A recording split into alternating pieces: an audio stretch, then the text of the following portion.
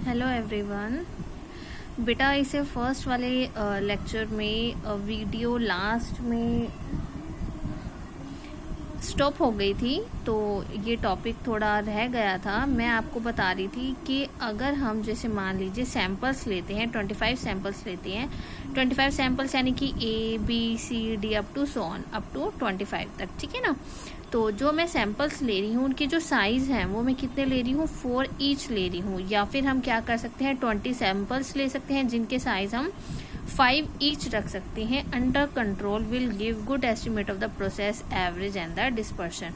तो इन सैंपल से जिनके साइजेस हम ये ले रहे हैं उससे हम क्या कर सकते हैं, कंट्रोल कर सकते हैं अपनी एस्टिमेशन को, जो भी प्रोसेस हम लेकर चल रहे हैं for the average and the dispersion, ठीक है। Then the third one is the calculation of X bar and R for each subgroup. हम कैलकुलेशन कैसे करेंगे एक्स बार और आर के लिए।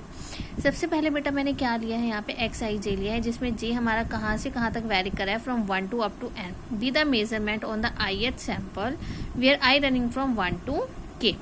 हमने यहाँ पर एक मीन लिया है, mean x I bar, range लिया है मैंने आर आई, और एक स्टैंडर्ड डेविएशन लिया है मैंने S I for the I sample are given by. तो हम यहाँ पे एक्स बार और आर को कैसे कैलकुलेट करेंगे।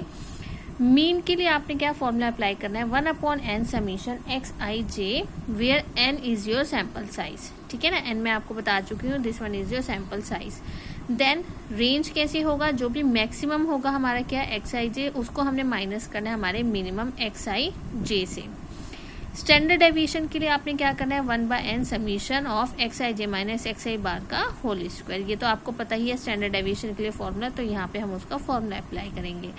Now next we have to find, हमने क्या फाइंड करना है, X double bar, R bar and the S bar, यानी कि mean, range and standard deviation, the average of the sample mean, sample ranges and the sample standard deviation. यानी कि जो भी मैंने वैल्यूज मीन, रेंज और स्टैंडर्ड डेविएशन की निकाली है, अब मैं उनके एवरेजेस निकाल रही हूँ, ठीक है ना। तो एवरेजेस निकालने के लिए हमने यहाँ पे क्या फॉर्मूला अप्लाई किया है, X double bar which is equal to 1/k summation X I bar, R bar 1/k summation of R I, S bar equals to 1/k summation of S I. यानी कि जो सब मैं यहाँ कैलकुलेट कर चुकी हूँ, mean, range and standard deviation, उन्हीं का ही अब हमने क्या निकालना है, यहाँ पे एवरेजेस निकालने हमारे सैंपल मीन्स के लिए, ठीक है। तो ये हमारी क्या हो जाएगी, कैलकुलेशन हो जाएगी मीन और रेंज की। देन इसके बाद लास्ट आता है आपका 4th point, setting of control limit. Setting कैसे करनी है हमने, it is well known that if sigma is the process standard deviation, यानी कि standard deviation of the universe from which samples are taken, जो भी स्टैंडर्ड डेविएशन के samples हम लेकर चल रहे हैं, then the standard error of the sample mean is, जो हमारे यहाँ पर एरर आएगी सैंपल मीन की, वो हमने क्या ले ली है, sigma by under root of n, और जिसमें n हमारे पास क्या है, एक हमारा सैंपल साइज है। So the standard error of X I bar is equals to sigma upon under root of n। तो जो भी हमारी स्टैंडर्ड एरर आएगी एक्स आई बार की, वो हमारे which is equals to sigma by under root of n होगी। तो अगर मैं also from the sampling distribution of range निकाल रही हूँ, तो वो क्या होगा, मेरा expected value of R is equals to D2 into sigma. Sigma यहाँ पे क्या है आपका स्टैंडर्ड डेविएशन है, और D2 आपके पास क्या है, कोई भी एक कॉन्स्टेंट है जो डिपेंड करे हमारे सैंपल साइज पे। So the estimate of sigma can be obtain from R bar by the relation. तो आर बार का रिलेशन क्या होगा, R bar equals to D2 sigma, जिससे सिग्मा यानी कि स्टैंडर्ड डेविएशन के लिए क्या फॉर्मूला राइज हो जाएगा, are bar divided by D2।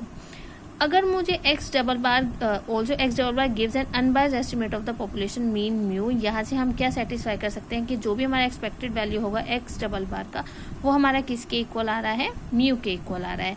कैसे, 1/k हमने पहले इसका फॉर्मूला राइज किया है, ये हमारा किसके इक्वल था, म्यू के, तो ये हमारा किसके इक्वल आ जाएगा, म्यू के इक्वल आ जाएगा। ये आपने पहले भी किया हुआ है। तो expected value of X double bar हमारा इक्वल्स टू किसके आ गया, म्यू के, कब, जब वो क्या है हमारा अनबायस्ड है, ठीक है। सो ये आपके 4 पॉइंट्स हैं। किसके 4 पॉइंट्स है, control chart for the variables के, जिसमें हम स्टेप्स पढ़ रहे थे X bar and the R chart के। तो आपने आज बेटा यहाँ तक का ये टॉपिक रीड आउट करना है। कोई भी डाउट है, कोई भी प्रॉब्लम है, then you have to ask, ठीक है। ये अभी मैंने आपको स्टेप्स बताए हैं, इनको हमने कैसे फॉलो करना है, कैसे हमने इनको सॉल्व करके अपना चार्ट बनाना है, वो हम जब इसके एग्जाम्पल्स करेंगे तब मैं आपको समझाऊंगी, ठीक है। So please write your name and roll number also in your comment box, तभी मैं आपकी अटेंडेंस मार्क करूँगी। और प्लीज़ आप इसको सीरियसली लीजिए बेटा, आपकी अटेंडेंस रोज़ डेली मार्क हो रही है। जो बच्चे नहीं लिख रहे हैं मैं उनको एब्सेंट मार्क करती हूँ। तो please write your name and roll number. Thank you.